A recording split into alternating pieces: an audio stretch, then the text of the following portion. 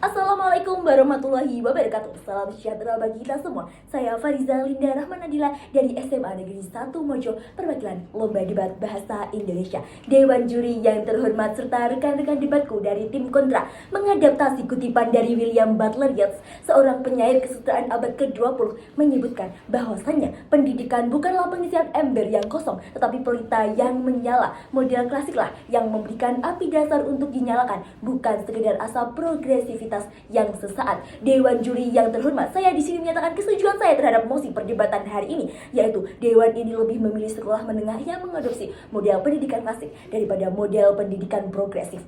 Dewan juri yang terhormat, model klasik bukan sekedar tradisi, tapi fondasi yang teruji waktu untuk membentuk manusia berkarakter, berkualitas akademik, dan siap menghadapi tantangan masa depan. Ada beberapa faktor mengapa saya setuju terhadap mosi perdebatan hari ini, yaitu yang pertama, fondasi pengetahuan yang kokoh dan terstruktur. Model pendidikan klasik menekankan penguasaan disiplin ilmu inti secara mendalam, matematika, sains, sejarah, dan bahasa melalui kurikulum terstruktur dan berjenjang. Hal ini sejalan dengan pasal 31 ayat 3 Undang-Undang Dasar 1945 yang menyatakan bahwa pemerintah mengusahakan sistem pendidikan nasional yang meningkatkan keimanan, ketakwaan, dan akhlak mulia dalam rangka mencerdaskan kehidupan bangsa. Pengetahuan fundamental adalah prasyarat untuk berpikir kritis dan inovasi.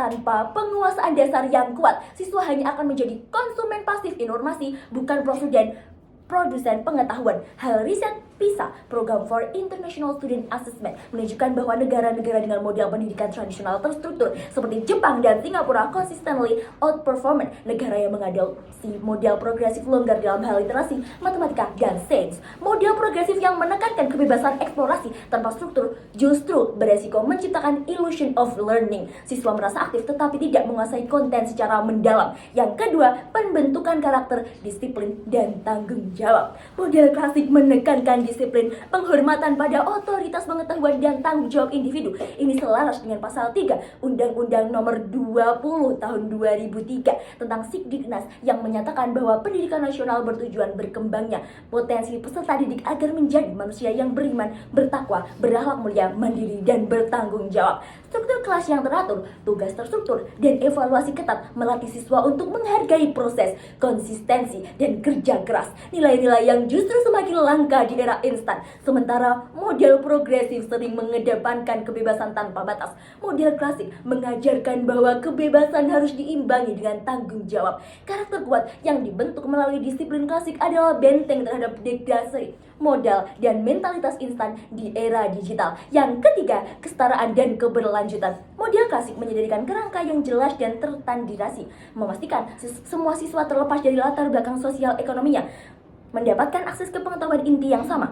Dalam pasal 5 Undang-Undang Nomor 20 Tahun 2003 menjamin hak setiap warga negara untuk memperoleh pendidikan yang bermutu. Model klasik memastikan standar mutu tersebut terpenuhi secara merata, tidak tergantung pada guru atau sumber daya tertentu. Model progresif yang sering mengandalkan proyek dan eksplorasi mandiri justru rentan terhadap kesenjangan. Siswa dari latar belakang privilege dengan akses sumber daya lebih akan unggul, sementara yang kurang mampu akan tertinggal. Dalam konteks Indonesia yang heterogen, model klasik memberikan jalur yang jelas dan dapat direplikasi di berbagai daerah, menjamin equity dan keberlanjutan.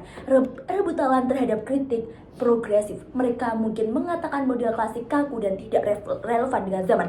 Itu klasik. Model klasik justru adaptif.